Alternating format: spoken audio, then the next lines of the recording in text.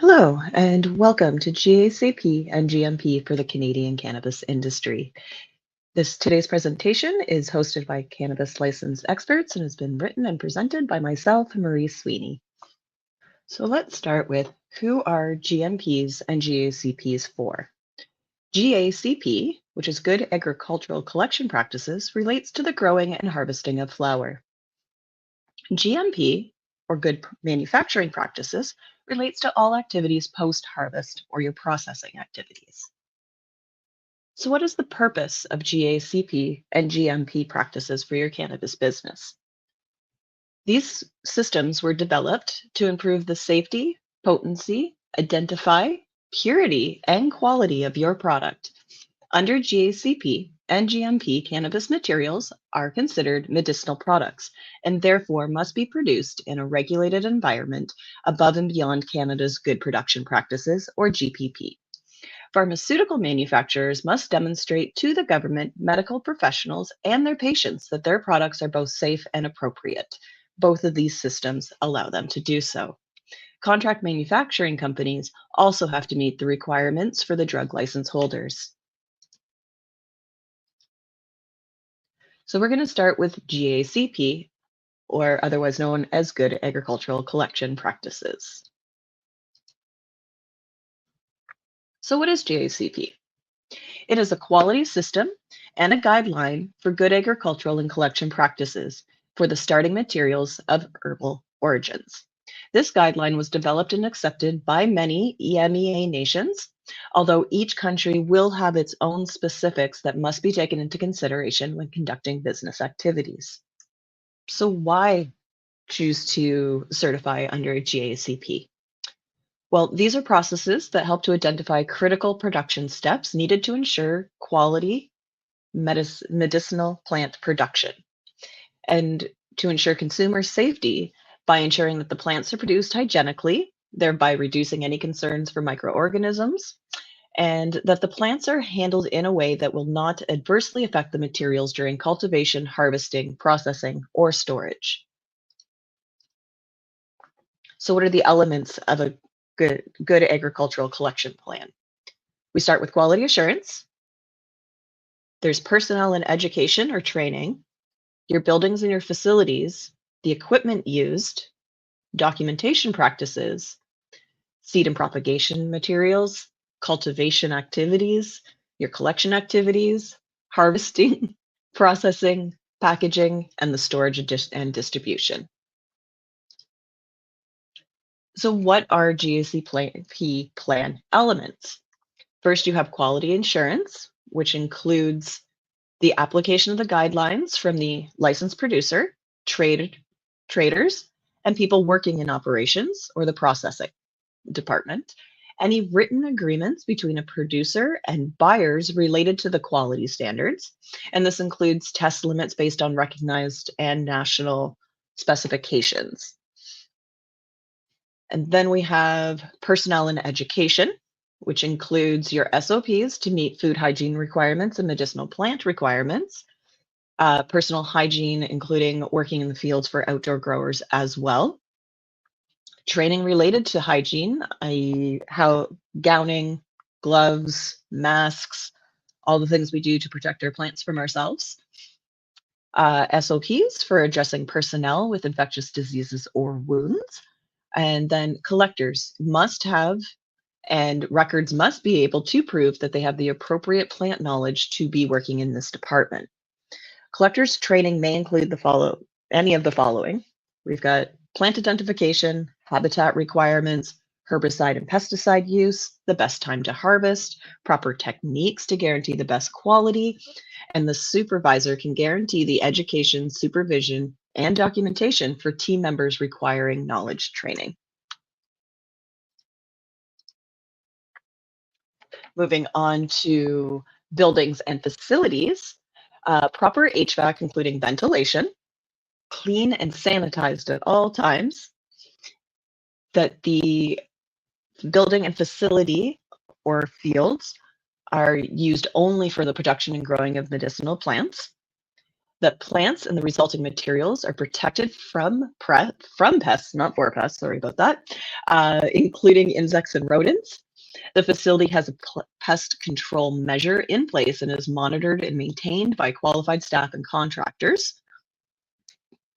And then as well, we're going to want to look at the need for change rooms and washroom facilities to allow staff to maintain personal and plant hygiene, and consideration of packaged materials and how their storage maintains quality as well.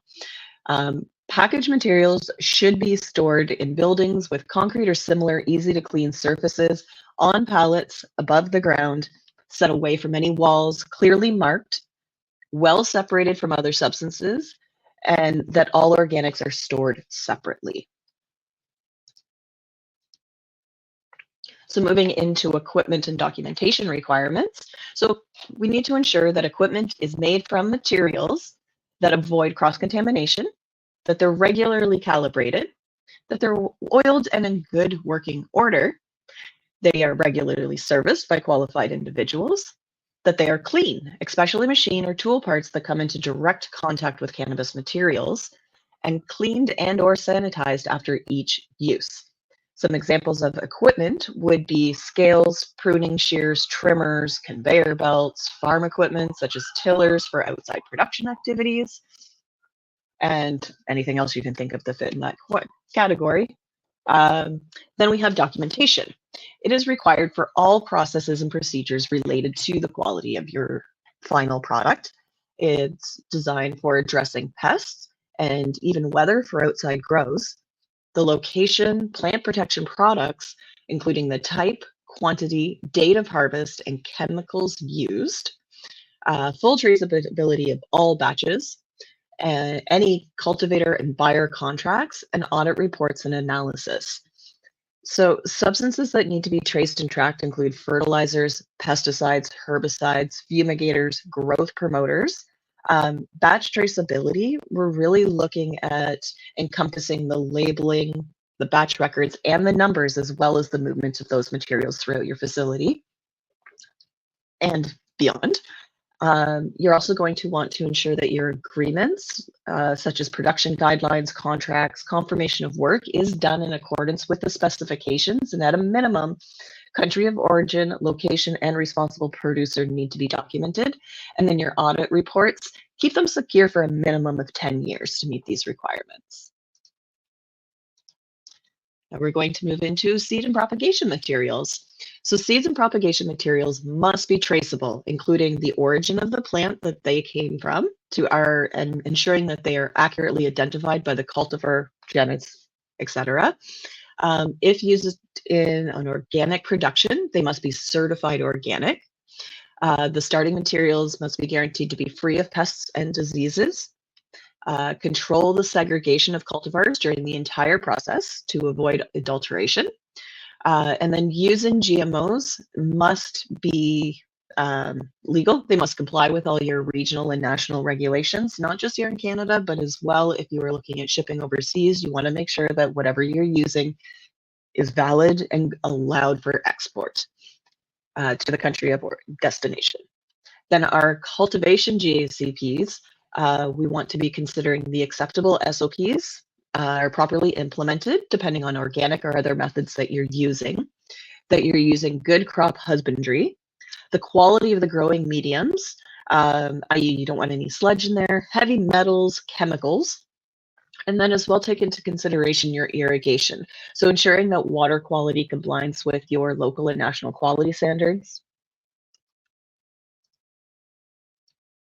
Moving into crop maintenance and plant protection, we need to avoid the application of pesticides and herbicides as much as possible.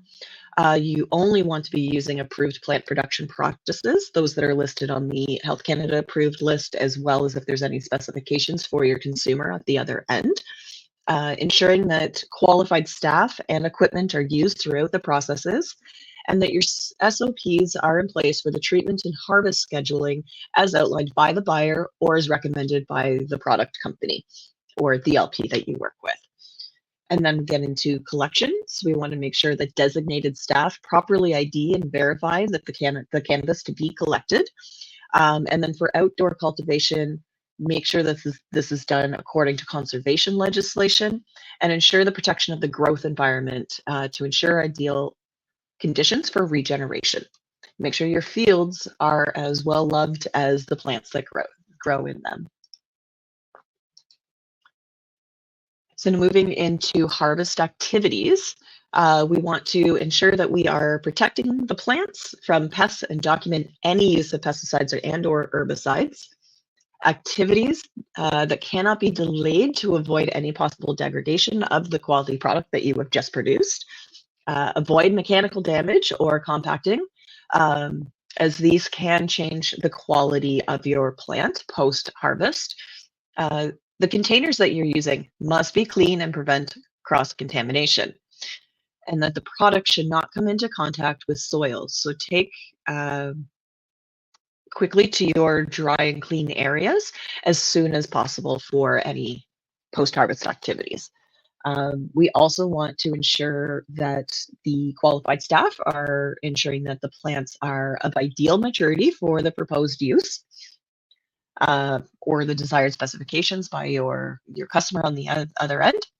Harvesting should take place in a manner that avoids contact with wet soil, dew, rain, high humidity. We all know that those do terrible things to our plants. You want to exclude damaged or undesirable plants from that harvest, segregate them as soon as possible throughout that process, and ensure that you're using equipment that prevents soil contamination. You don't want anything dripping mechanical grease all over what you're going to be replanting soon. Now, we're looking at processing. So under GACP, processing will include the following activities: washing, cutting and trimming before drying, fumigation, freezing, distillation, and drying activities, and anything else that you do before shipping off your bulk product at that point. So consider the following. When planning and conducting any processing activities, you want to do them as soon as possible after harvest. You want to unload and unpack as soon as possible within the processing site or room. You're protected from any environmental elements when you are taking activities such as these. You want to inspect material to eliminate any foreign materials. You want to ensure that waste is clearly marked and addressed on a daily basis. And when naturally drying that flower, ensure the product is spread out evenly with consideration to air circulation, and drying frames are off the ground. Consider the temperature, the duration, any AC, and document conditions in detail. This is the point where, depending on your processing activities, there is some crossover between your GACP and GMP activities. So moving into packaging, we want to ensure that it's conducted as early as possible throughout that cycle. You are only going to use properly sanitized or new storage containers. Well, actually, even if they're new, you want to sanitize them. That they are properly and clearly labeled. And if you're using reusable packaging, ensure it's been stored in a clean, dry, and pest-free area. When it comes to our storage and distribution under GACP, you're looking at your clean dry room or building with proper HVAC and airflow, controlled temperatures. If you're looking at bulk transport that is conducted in secure dry conditions, aerated containers, and trucks to avoid contamination, including any mold development. Fumigate against the pest as necessary using properly trained professionals and registered chemicals or natural biology, whatever you're using. Okay, so now we're going to move into good manufacturing practices. So what exactly are GMPs? It's a quality assurance approach that does its best to guarantee that products are consistently manufactured and controlled to meet the quality standards and expectations suited for the intended use. This involves adhering to a set of guidelines recognized as generally accepted practices that ensure drug quality and effectiveness.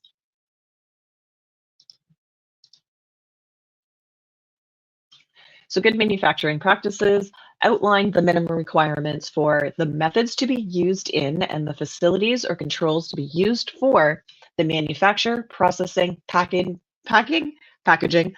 or holding of a drug to assure that such a drug meets the requirements of this Act as to the safety and has the identity and strength and meets the quality and purity characteristics that it purports or is represented to possess.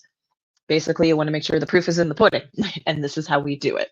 A failure to comply with any regulation that is set forth under GACP in the manufacture, processing, packaging, or holding of a drug shall render such drug to be adulterated, and such a drug, as well as the person who is responsible for the failure to comply, shall be subject to regulatory action.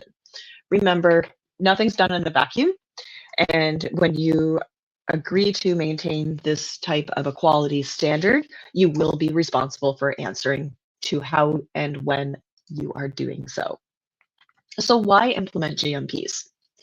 Really, it is about the quality, the safety, and effectiveness that you want to integrate into both the processes and the products from the beginning stages.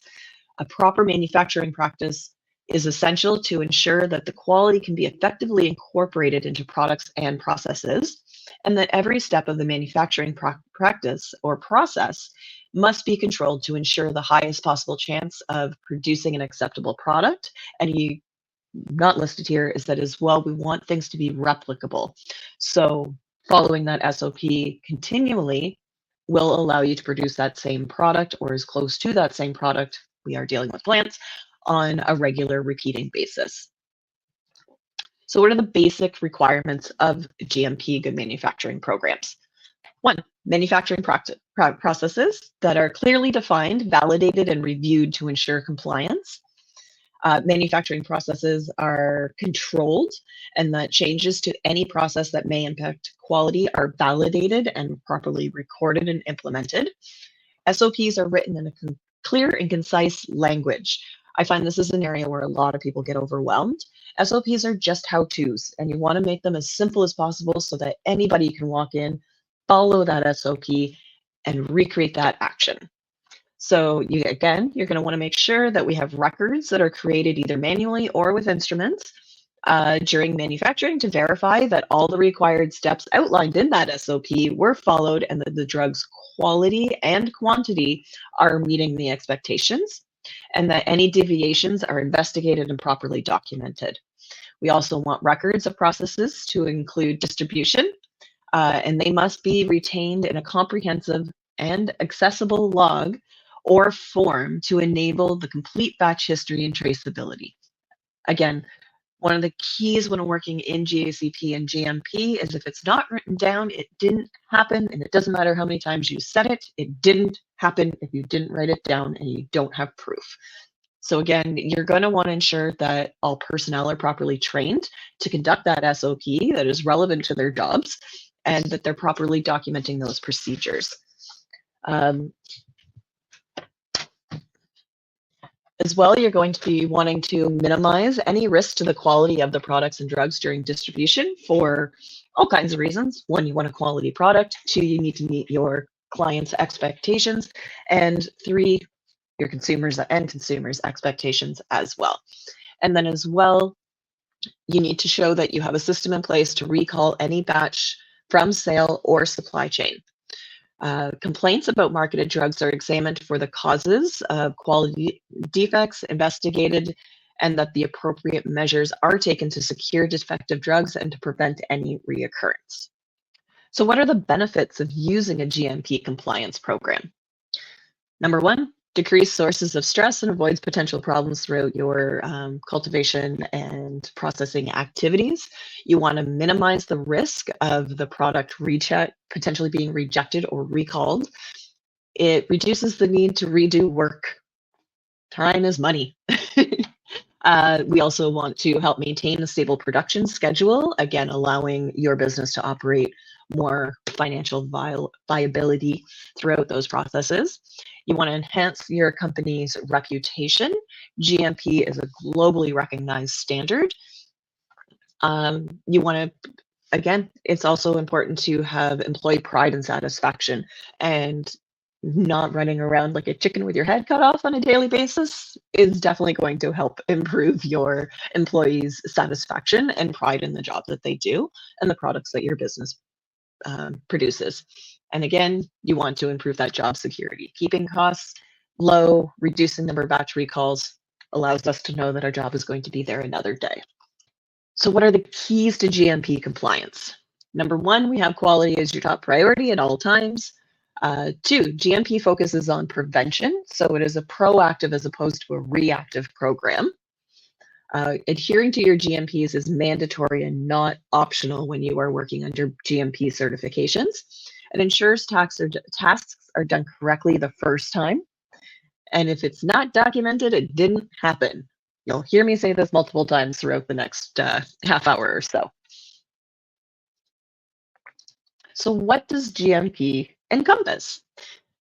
Everything. It's your premises, your equipment, sanitation, quality control, raw materials testing, packaging material testing, finished product testing, your samples, your records, your personnel training, manufacturing controls, validation programs, your documentation practices, deviation and nonconformances, and how you handle and address and record those, your complaints and recalls, and change controls.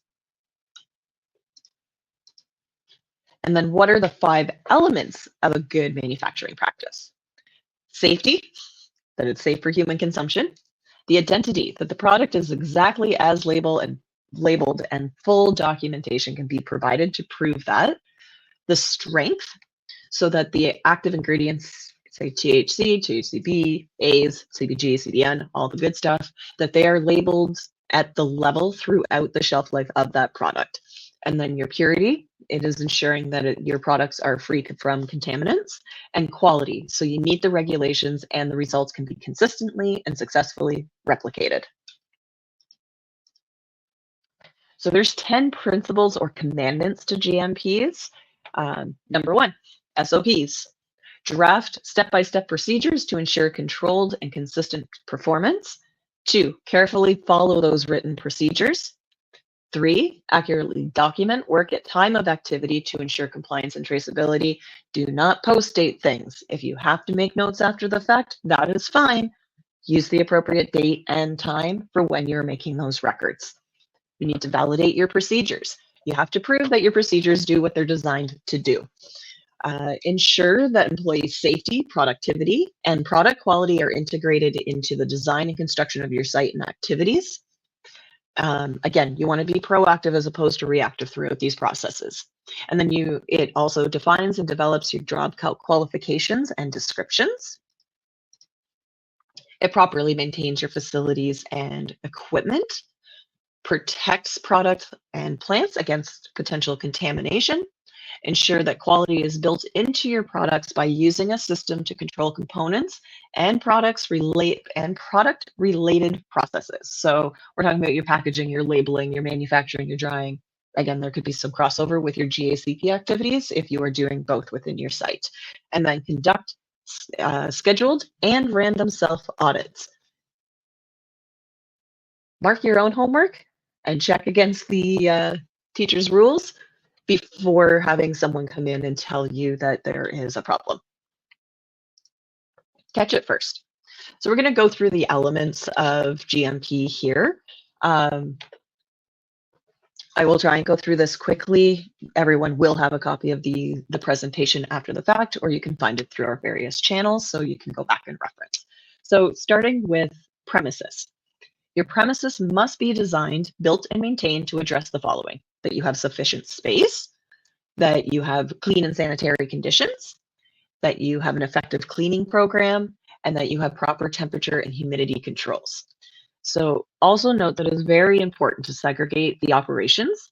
So warehouse, packaging, labeling, QC, lab activities all have to be separate from your production areas. So thinking of clean and dirty spaces as well, very important to keep those front of mind when you are coming up with these programs. It also requires you to segregate your engineering, generators, boiler rooms, all the yucky stuff. Make sure that it is separated from your production areas and can't produce any potential contamination for your products. And that both GMP and non-GMP areas, or your clean and dirty areas, are properly identified, and that your staff know what those are and what that means. So making sure as well, you want to make sure that your building should allow for logical flow of personnel and materials. that is well lit, that you have restricted access to production areas, that you have cleanable surfaces, proper HVAC, temperature and humidity controls are in place to produce the best product that you can. Moving into equipment. Equipment should be designed to be effectively cleaned, installed in the correct location. It operates in accordance to its intended purpose, and that you meet your calibration and validation standards and is regularly maintained. So effective cleaning means choose equipment for ease of cleaning, chemical resistance, and avoid buildup of contaminants. Ensure that parts can be dismantled for cleaning. You want to get into all the nitty-gritty parts where mold or bacteria could build up, or any microorganisms could decide to make a nice little home.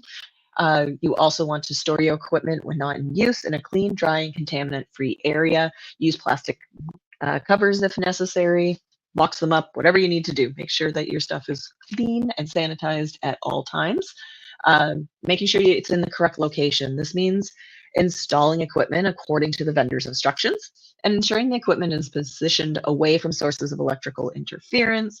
Don't put scales next to magnets. We know that doesn't work, as an example. And then the intended purpose. What does that mean? That you validated it, you have design qualification, you have installation qualification, operational qualifications, and process qualifications. These are definitely areas which your QA and QC departments are going to be able to guide your team. So what are calibration requirements? You want to evaluate equipment by measurement of a standard material compared to previous measurements or for comparison. The frequency is based on the type of equipment and the frequency of use, and what the acceptable limits are, and ensuring that those are pre-specified and part of the SOP or the method that you are using to calibrate equipment. And then maintenance. Monitor equipment's on a daily use or per use, depending on what your team has identified is the most proactive way to maintain.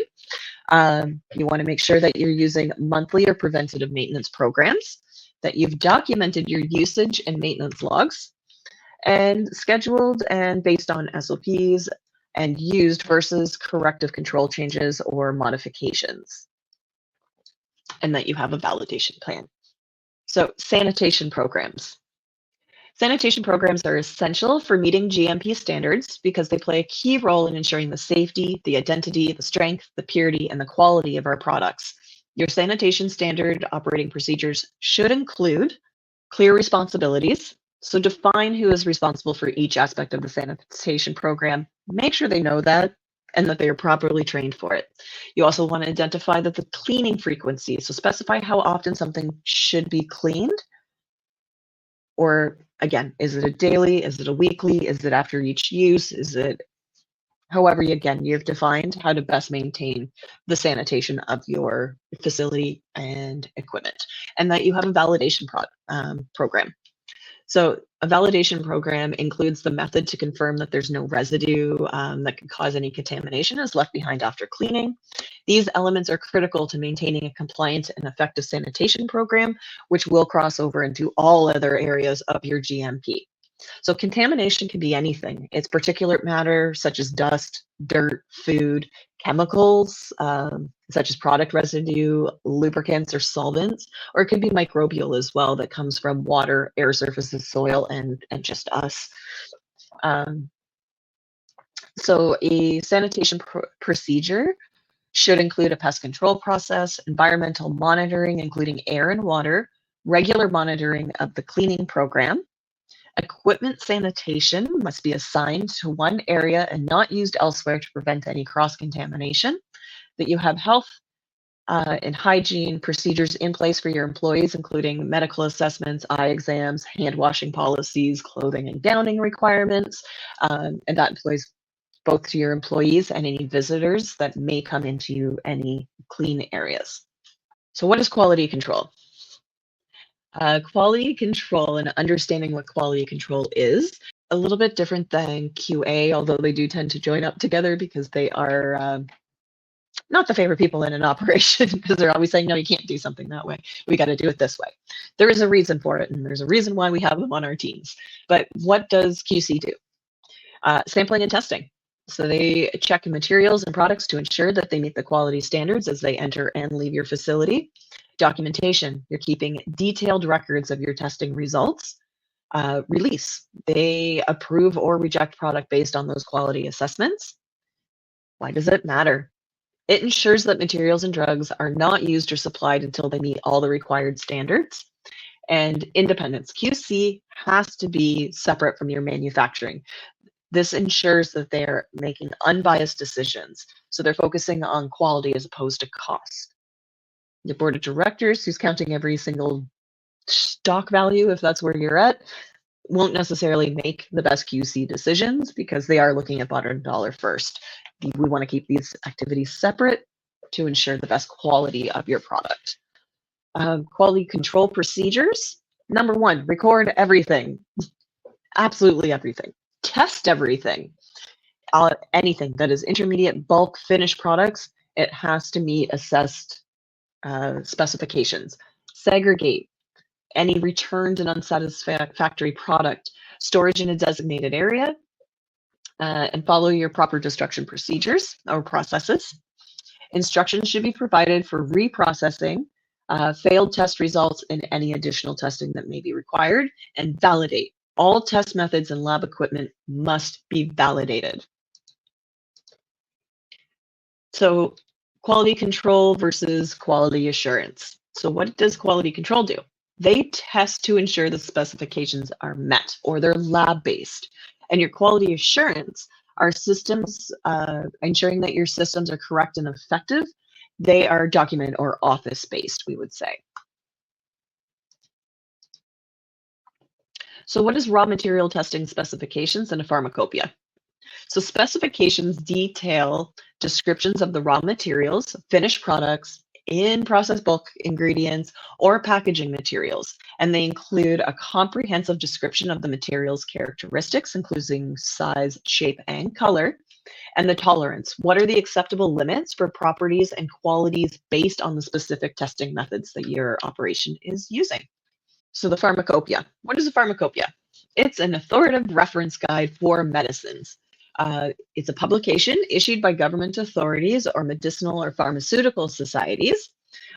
Quite often, what we look at is the United States Pharmacopoeia, the British Pharmacopoeia, the European Pharmacopoeia, and the Japanese Pharmacopoeia. These are by far not the only ones around the world, and ensures that if you're working with international clients, that the pharmacopoeia that you were referencing is valid in the country you are sending your products to. They are going to contain your specifications and your monographs. So your key takeaway in this area is that pharmacopoeia set a standard for medicinal quality and include essential guidelines for testing and analysis. As we all know, Europe and the rest of the world do have different standards from Canada and the US. We even have different standards between Canada and the US as to what's allowed. So to recap, raw material testing must include the following elements. Written specifications be based on product requirements in the pharmacopoeia. They need to be approved by a QA and tested and released by your QC and using validated tests. So packaging material testing. This is one that's not necessarily considered as in-depth under GPP. And what that means is that the testing has to be guided by a written specification and those pharmacopoeia standards. What are the potential of cross-contamination or the inability to maintain your quality when using that packaging material? QC testing and release. So make sure to follow the same procedures as for raw materials, including quality control testing and product release. And then your record keeping. You need to have sample maintenance of your materials, packaging materials, just as much as you do of the product itself. And then vendor documentation. So you're maintaining records of vendor certifications and certificates of compliance to ensure ongoing quality of the packaging materials. So again, your key takeaway here is that packaging materials must meet standards and be tested rigorously through. This is done with thorough documentation to verify and maintain the quality of your product. So finished product testing. It is a distinct procedure that is used for testing your finished product. The goal is to identify and verify that the product contains the correct active ingredients in the right amount as specified in the marketing authorization. The purity, ensure the product meets those purity standards. Packaging, you want to confirm that the product's properly enclosed in the correct container and that it is accurately labeled. So finished product testing ensures that product meets all the quality and regulatory requirements, including ingredient composition, purity, packaging, and labeling. Sample retention and documentation. Okay, so we want to make sure that we are retaining sufficient samples of raw materials and drugs for future examination by the company or regulatory bodies, that you're keeping drugs in their final packaging, except if they're exceptionally large. You're sending out 100,000 of something in one package, not often in the cannabis industry, but could happen. There are some exceptions in that area. That's sampling. We follow the approved procedures for raw materials, packaging, and intermediate bulk and finished products, that your documentation maintains records of all the sampling, inspection, and testing activities, and that you document and investigate any deviations from any standard procedures.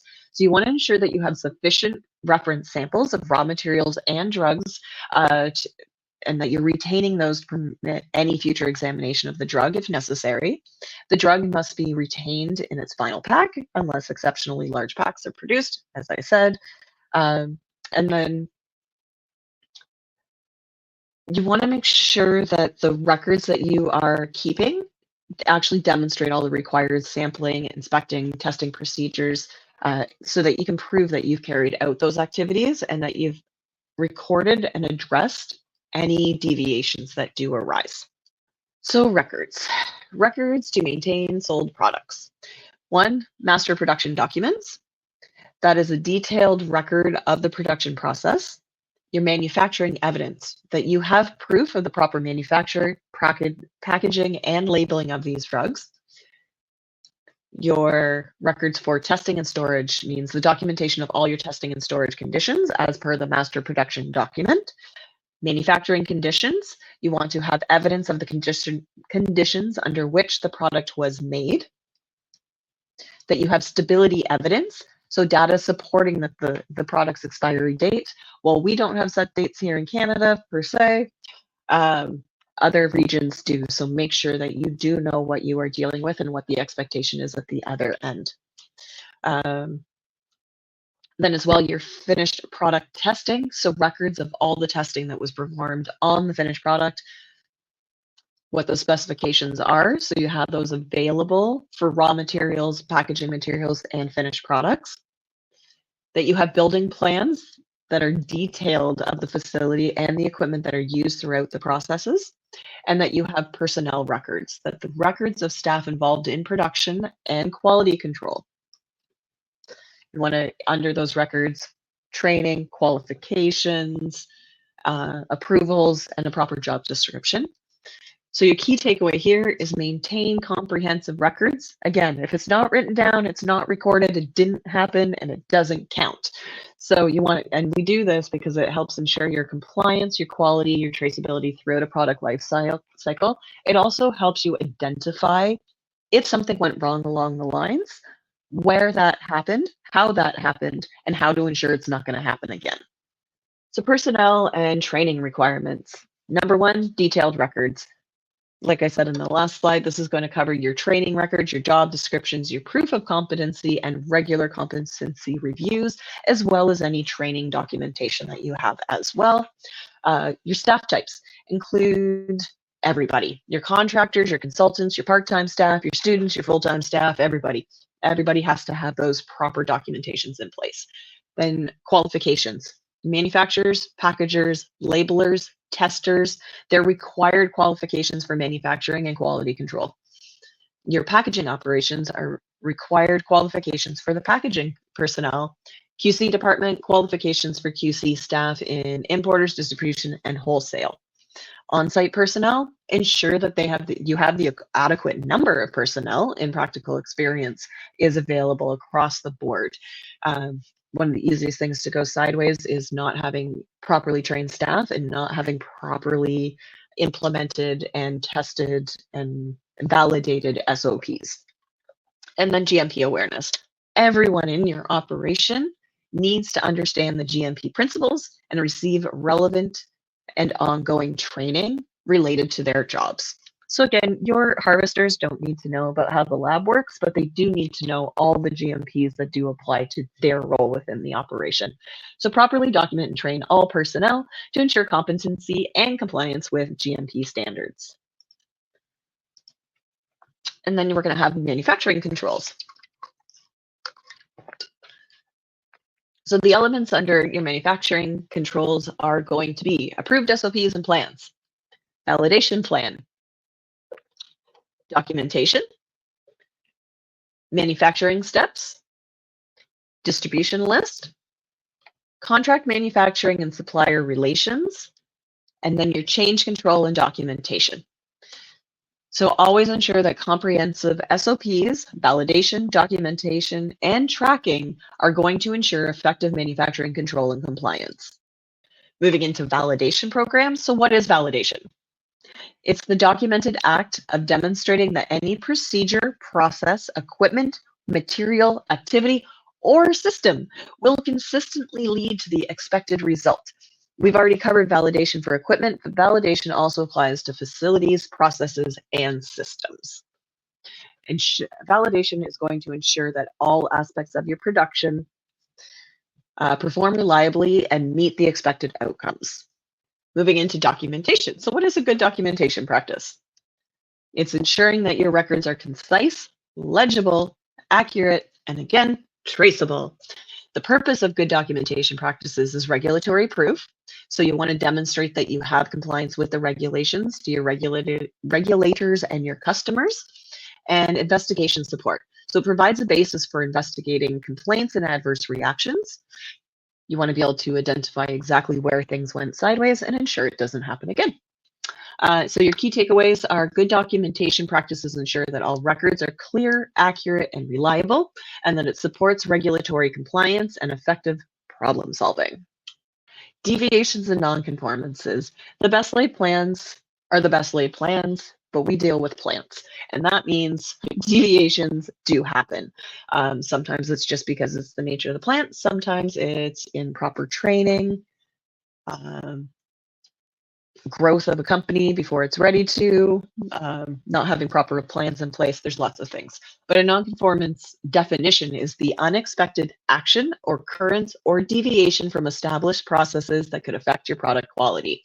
So nonconformance equals nonconformity, which equals a deviation. So some examples would be equipment failure, sorry, not following an SOP, or humidity conditions are not properly met throughout the drying process.